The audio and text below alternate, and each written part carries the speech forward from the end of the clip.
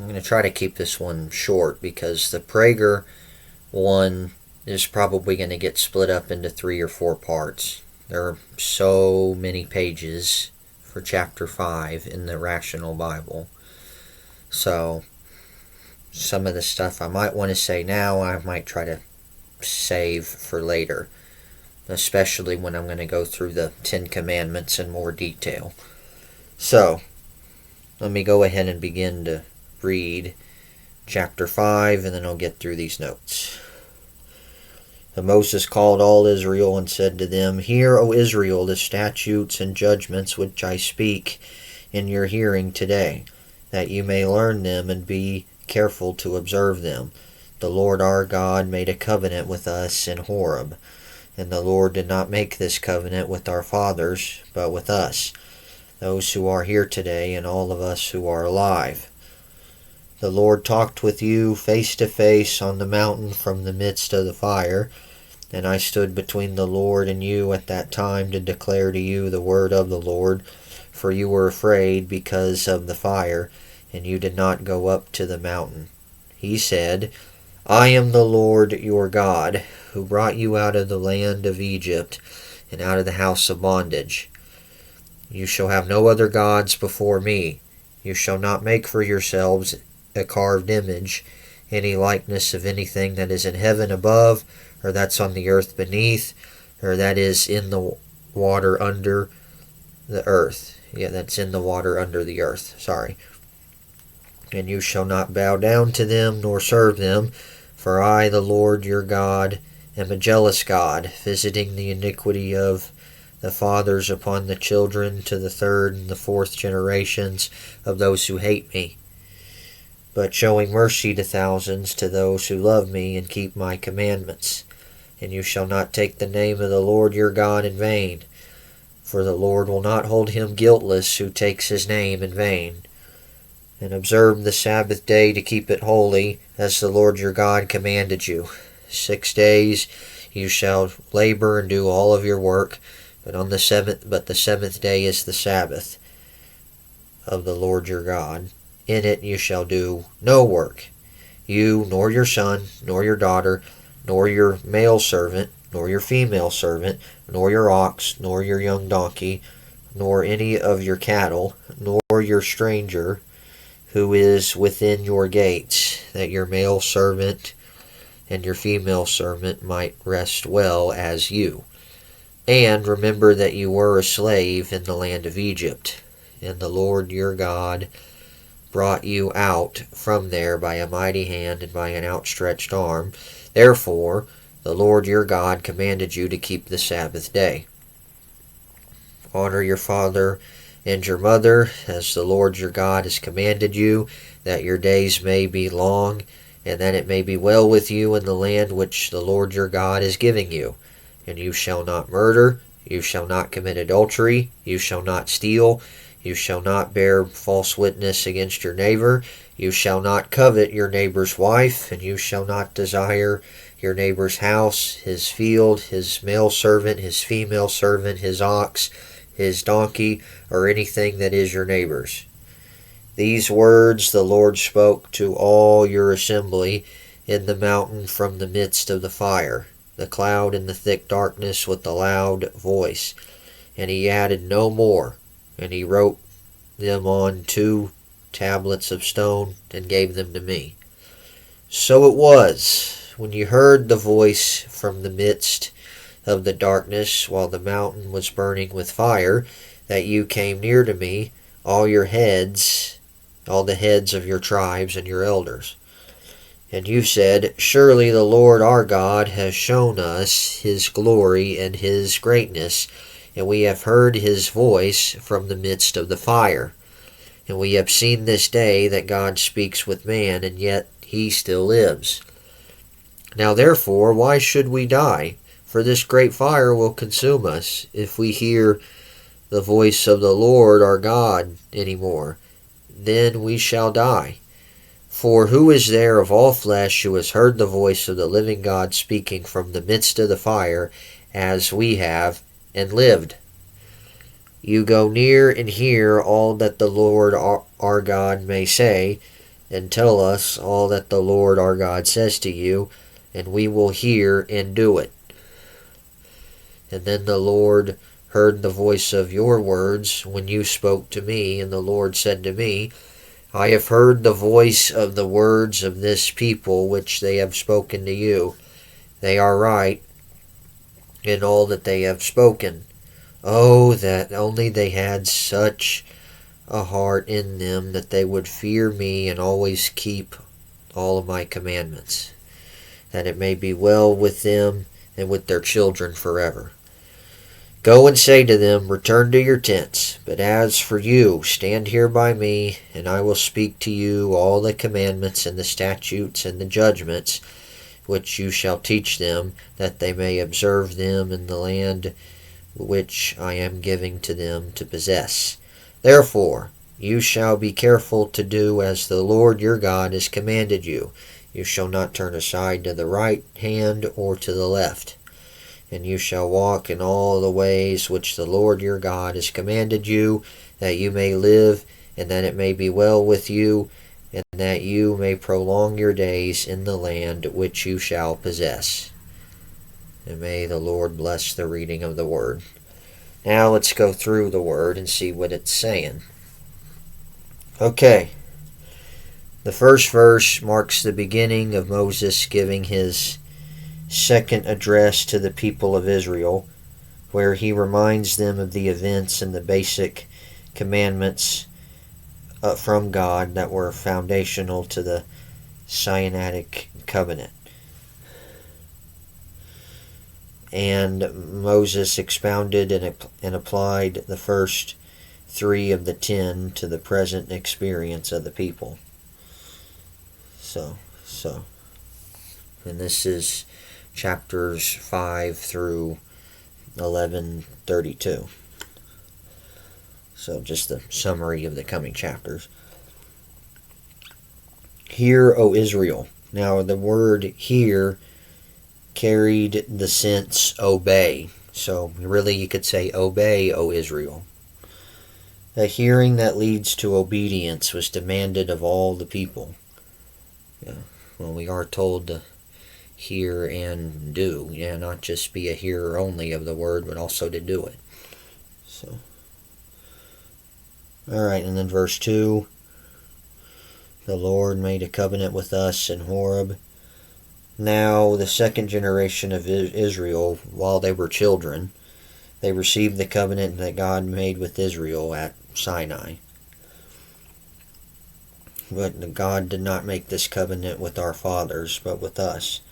The fathers were not the people's immediate fathers who had died in the wilderness, but they were the more distant ancestors, like, the patriarchs, Abraham, Isaac, and Jacob.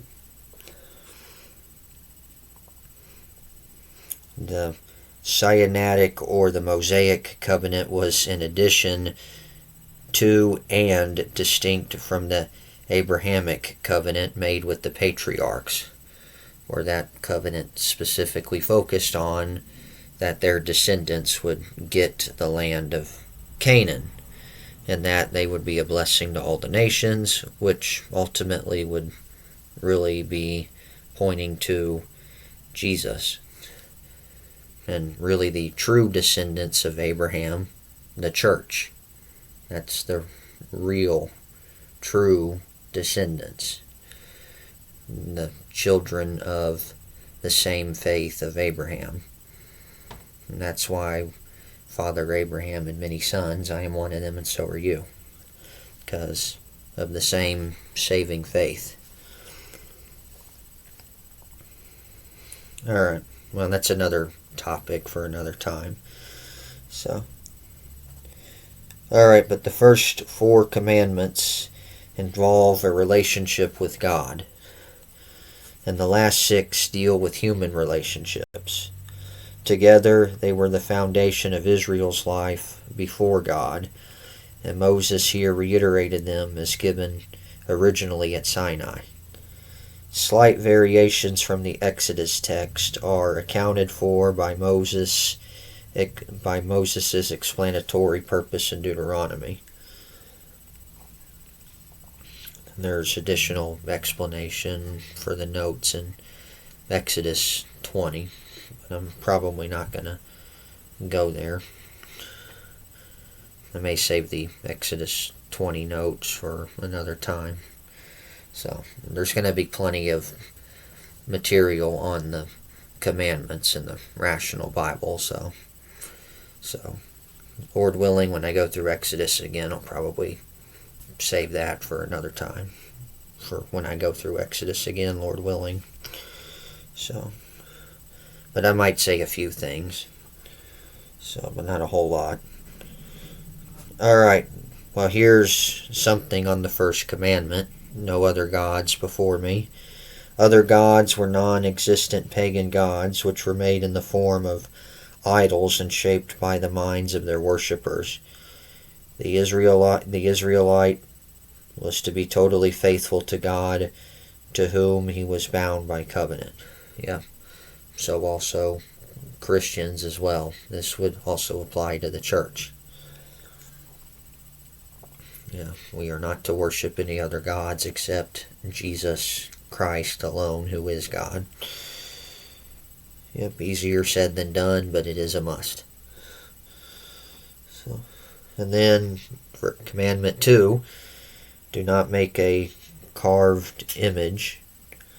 Now, this would be reducing the infinite God to any physical likeness. Reducing the infinite God to any physical likeness, this would be intolerable. As the people found out in their attempt to cast God as a golden calf in Exodus 32, that did not go well. So any physical representation of God is unacceptable.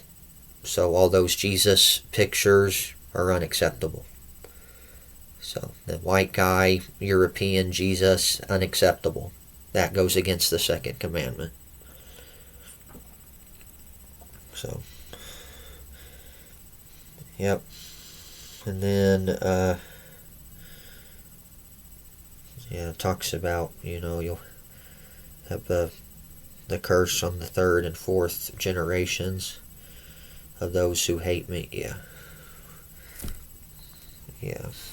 Well, I may not go through that at this time, but maybe in the next video. Probably Prager will talk about that, but maybe next time, Lord willing. So, alright. And then disobedience is equal to hatred of God, as love is equal to obedience. Yeah, real love is obedience.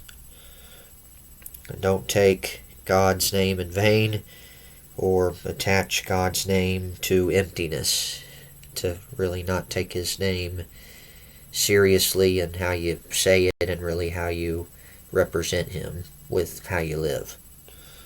So, okay, and then keep the Sabbath day holy as the Lord commanded you.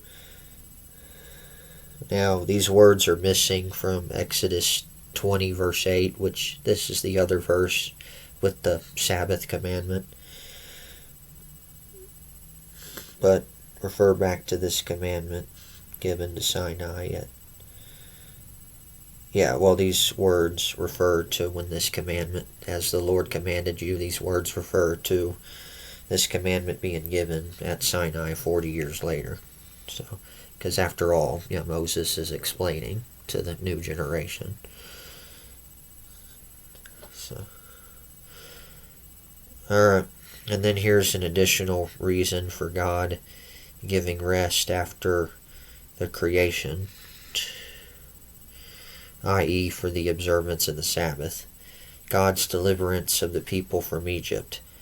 While the Israelites have been slaves in Egypt, they were not allowed to rest from their continual labor.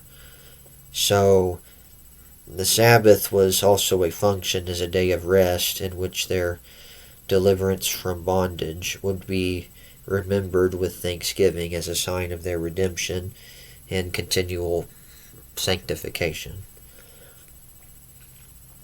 Yep, and ultimately Jesus is where we find our rest, so he's ultimately the Sabbath for the Christians. So sets us free from sin So, in hell. So, alright, and then of course, verses 16 through 20, honor your father and mother, that your days may be long. Now, Paul indicated that this was the first commandment with a promise attached to it. And Jesus had much to say about honoring parents. But he called out the Pharisees for having a tradition that would basically nullify this commandment. He called them out for that. So, now, it's not saying that that you will have long days. It's saying that you may have long days, that your days may be long. But in context, it's referring to having long days in the land that they're going to get. So, and this is in the context of ancient Israel. So, and then of course, murder, intentional killing of another life, taking of another person's life intentionally and deliberately, that's forbidden. Self-defense is not forbidden. Capital punishment is not forbidden. And probably also, justifiable wars, are permitted, which, in Joshua, they fight a just war because they're executing God's justice on the Canaanites. Well, fighting in war is not always good. It's not always right. Sometimes, yes, it is sinful, but sometimes it's a way for the Lord to execute His justice. So do not murder, and then do not commit adultery, which lusting counts as adultery according to Jesus.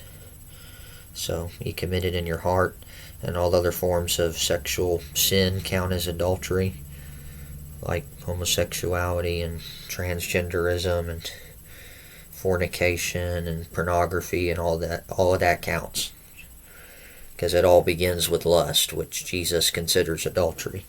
So it all counts. Alright. And then do not steal. Some of that came from the Enduring Word commentary, by the way. So, just to cite a source.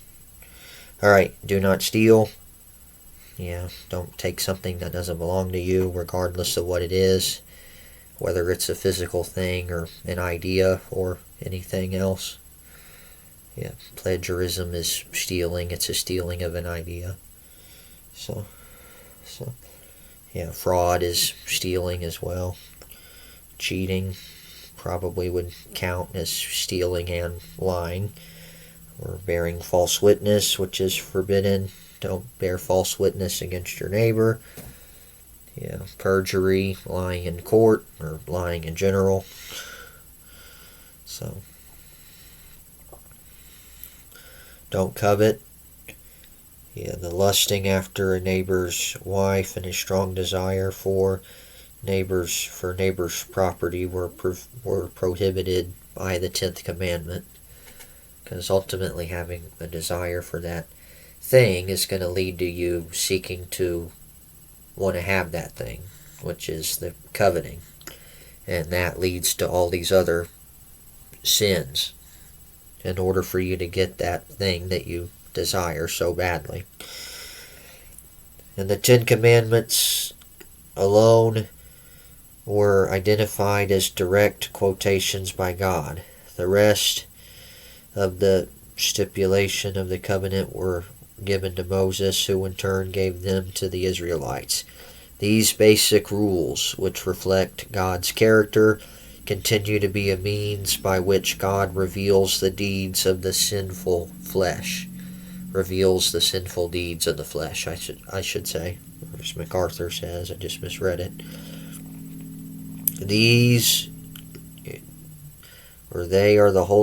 They are also a holy standard for conduct that a saved life by the Spirit's power, through the Spirit's power,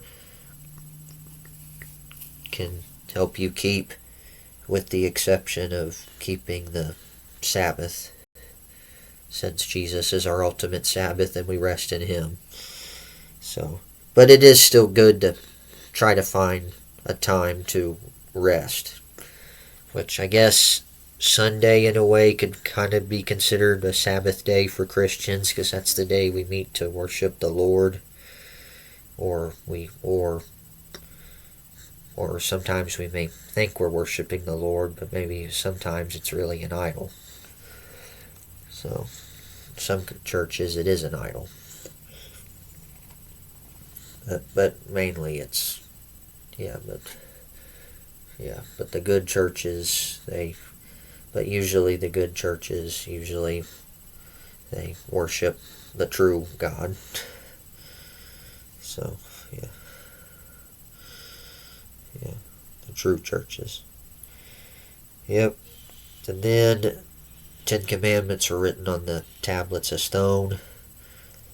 The tablets were written on both sides. And then the frightening circumstances of God's presence at Sinai caused the people to have enough fear to ask Moses to receive the words from God and to communicate those words to them, after which they promised to obey all that God said. God affirmed that the pledge to be obedient was the right response, and He expressed His loving passion for them to fulfill their promise, so they and their children would prosper. God said, that they had such a heart in them that they would fear Me and keep the commandments. Yeah. Because really what you see is that throughout the generations in the Old Testament, their heart's not in it. They don't want to follow it. They don't want to follow God. Because the heart is wicked and it does not want to obey God. That's the problem. The mouth may say it wants to, but the heart usually does not want to. That's why we need a new heart. That's why we need a regeneration. So, that's why we need Jesus.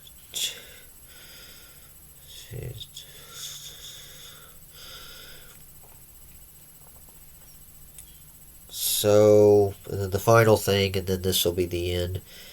And then they asked to be given all of God's words, so God dismissed the people and told Moses He was going to give the law to him to teach the people. At stake was life and prosperity in the land of promise. Yep. Prosperity and life would happen if they were obedient. Now, sometimes there was some prosperity in the divided kingdom days, but they were not being obedient. So, but usually there would be pretty good life and prosperity if they were obedient. So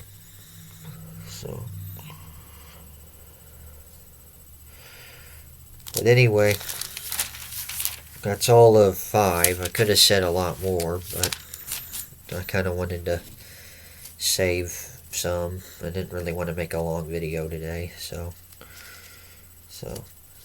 and also we're going to have some long ones after this, so there's going to be plenty more said on Deuteronomy 5, so I wanted to keep this one pretty short. Alright, well, we'll get to the part 1 video of Prager talking about Deuteronomy 5 next time. See ya.